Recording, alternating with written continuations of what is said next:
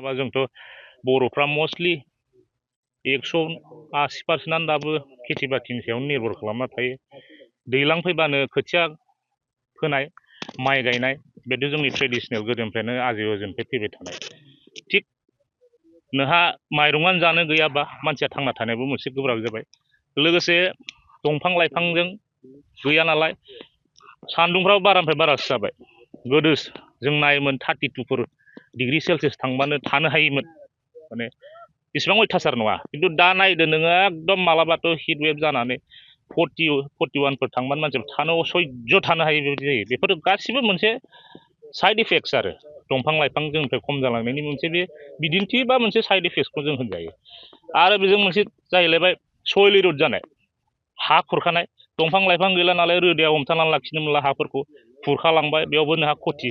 मालाबा खेथि बाथियानो थांलाजोब्बाय, जेरैथिं दै लामा गैया बेयावबो दै लामा जालांबाय। आरो मोनसेया जाबाय जि जायगाफ्राव थांना थानो थाखाय बरिं खालामो मानसिया, दै नांगौ जायोथ', बे समावबो दंफां लाइफां गैला, दैखौनो मोनला। दंफां लाइफांनि बै रोदा रुदुजोंसो दैखौ बोखांना लाबोयो एसे गोजौ माबायाव लेभेलाव। दा सिंनि आन्डारग्राउन्ड वाटारखौबो जों गोजौसिम मोना। दा जाहोनानो बेफोरखौ गासिखौबो नोजोर बोनानै जे इयुनाव जोंनि बेयाव थानाय मानसि माहारिया जे आलो गोजोनै रायजो जालांनो हायो, बे थांखिखौ लानानै जों नैबे बड'लेण्ड ग्रिन मुभमेन्ट जि हाबाफारि 9 लाख दंफां गायनाय बेखौ जों लादों। मा जातनि दंफां गायदों? जातआथ' बेखौ माबाफ्रासो हरो रेन्जनिफ्रायसो। दा जोंहा नैबे रेन्जनि आन्दाराव फैदों जों।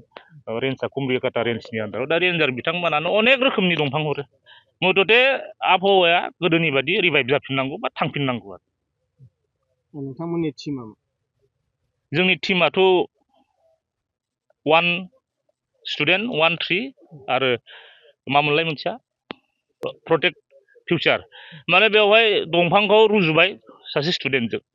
माने उनाव बे स्टुडेन्टआनो मोनसे समाज बा मोनसे हारिनि बेनो फिउचार जायोथ' उननि थाखाय। थिग बिदिनो मोनसे दंफाङाबो जोंनि माबाखौ बुहुमखौ बा बे मिथिंगाखौ रैखाथि खालामनायाव बे दंफाङानो उनाव हेफाजाब होगोन। बेनिखायनो बे बुस्थुखौ बेजों थांखिनाय जादों। थांखिया बेनो जों नैबे दंफां गायनाया दिनै जोंहा 4 डिस्ट्रिक्ट आगान होबाय, तामुलपुर आगान होबाय, जों क'क्राझारनिफ्रायनो स्टार्ट खालामदों।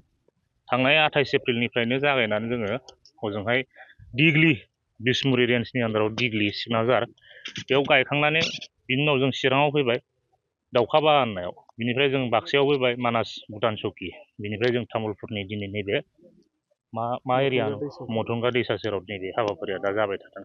थांखिया बेनो एकदम हथाथनो माबाया इक'सिस्टेमा जेराव मानसिया थांना थानांगौ, मिथिंगायाथ' बिराद गोनांखा। बेखौ नोजोर बोयोबा, बेखौ बिथा खालामोबा माने दंफां लाइफाङा जोंनि मानसिनि गेजेराव बा नैबे बुहुमनिफ्रायनो एसे गोमालांनो हमबाय थादों जायगा जायगा नुनानै।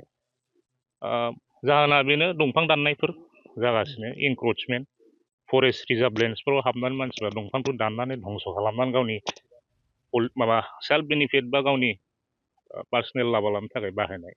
मोनसेया जाबाय दंफां सिखाव, आं बेखौबो आगोलनि इन्टारभिउआव बुंदों, दंफांफोरखौ दानला दानसि खालामनानै स्मागल खालामबा दंफां सिखाव खालामो। मोनसेया जाहैबाय आरो आं बुंबाय लिगेल इनक्रोचमेन्ट, हाफ्रा खालि गोलैना थासिगोन, दंफांफोरखौ दाननानै बेवहाय मानसिया रायजो जानो मोनसे सुबिदाखौ लायो। बे गासिबो जाहोनानो जाबाय जोंनि एनभाइरनमेन्ट बा जोंनि आबहावाखौ खथि खालामनाय।